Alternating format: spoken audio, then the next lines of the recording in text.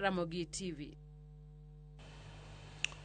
Johala e chiro mar Wai kwano lal modhuro tok chiro mar Gimuki kod duol mochung'ne apeyni madongo e pacho ka Kena otiro mapino rugodo kawuono. Johala go noum nono kaluwore ni Ten County ma Nairobi oling' e kinde ma giyudo midhiero makamano ka bende giseo bila kuom diro iro malungo wang' kaachiel gi magina e kuomgi kane girakore kod jogo eko mabende ne yako mwandu. Koro gidwaro ni gavana ma Nairobi Johnson Sakaja otim limbe kanyono mondo mi omigi yo ma ginyalo luwo.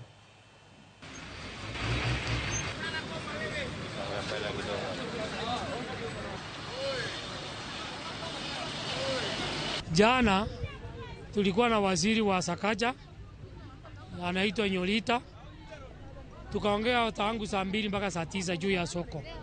Tukimuuliza tukibomolewa usiku tunaenda wapi, akatuambia suluhisho iko soko. Kuna soko tulikuwa tumepewa bypass, soko tukilima bypass, kuna wakora walikuwa wakiuza wakateka over. Tukamwambia wananchi wa soko ya Ruai wajakataa kuenda bypass, waende uchukue wale wakora utoe, ili wa mama wa soko waende wale walitoa pesa. Watoto hawajaenda shule, tumeamkia huku ndio tunapata jasho yetu ndio inatusomesha watoto, lakini unaona shida ndio mingi. So sisi tunasema hivi, leo ikifika jioni tukue tumeambiwa tunaenda wapi, soko iko wapi.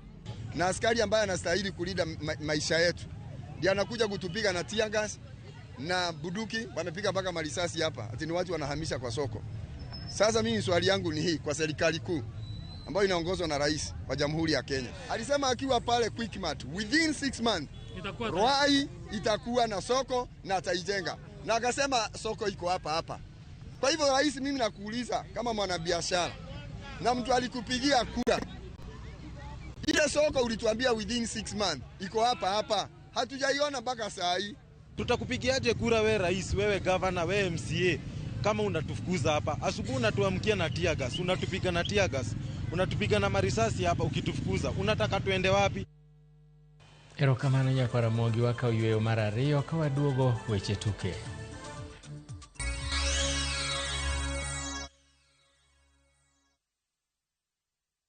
Chakre dho nam lolwe nyaka e nderni mag boma